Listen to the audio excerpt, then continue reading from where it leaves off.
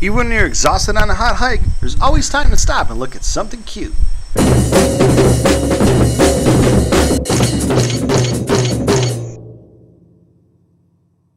Before setting out on our tiger walk today, we went to look at the viaduct that will hopefully help wildlife cross safely under the highway. Around $14 million have already been spent, but this area still isn't completely safe for wildlife to come back to. And it also has to be replanted so that animals will feel okay using it. We marched up the hill next to the highway. Turns out we weren't the only ones marching today. From the top we could see the importance of the viaduct as it creates a safe passage from the forest into the park.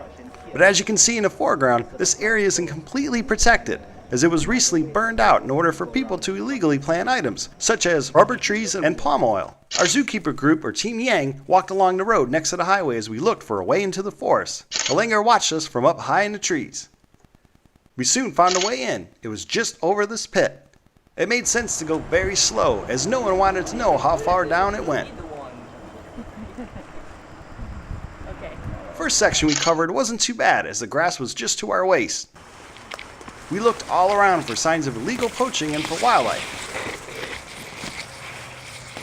We found some scat, and like yesterday, we came upon some claw scratches in a tree left by a Malayan sun bear. Even though this hike was only at a slight pitch, I was already feeling very tired. At least today I would only be hiking in the heat for around 6 hours instead of 10. That thought comforted me as I found myself in some tall grass, which seemed like the perfect place for a tiger to go hunting. All the dried brush on the ground made it hard to look for footprints left by people or animals. We were told by Man, our guide, that this once heavily poached area is important to keep protected since it's right off the highway. If you're a poacher, you want an easy way in and an easy way out, and that highway unfortunately provides that.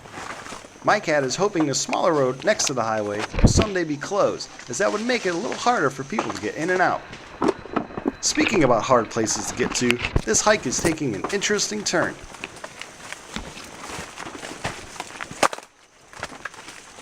But it's time to smile, as it's lunchtime. Today, I not only brought in more water, but took some bread but add to my rice and hot sauce. The extra water sure came in handy, as it was now well over 100 degrees and our walk was taking us right under the hot afternoon sun. We hiked for a while more as we slowly made our way towards the river. The water felt great on our sweaty feet. Super rocky. Yeah. And as we made our way up the other side, this little lizard was waiting for us. It's always important to look down, as you never know what's lurking around.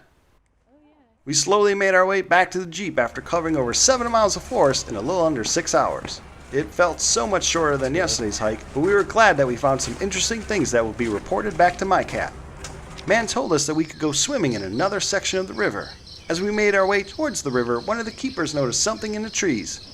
It was a cream-colored giant squirrel, something you just don't see every day. This one was not only staying in the shade, but also enjoying a nice meal. These giant squirrels are, well, giant. If you include the tail, they can reach over 2.5 feet long and can weigh 2 to 3 pounds. We watched it for a while, then made our way into the river, and after a quick search for anything below the surface, it was time to get in and cool off. That is the look of somebody very cool. On the way back, we were sadly reminded of the importance of wildlife crossing. Many animals, large and small, are killed each year on the highway. At the house, as we cooled off under the ceiling fans, we sat and listened as Dr. Kai updated us on the continuing efforts to save the tiger. And with walks like ours, drivers on the road watching for wildlife, and a state willing to keep the forest around these wildlife crossings protected, I think we can save the tiger.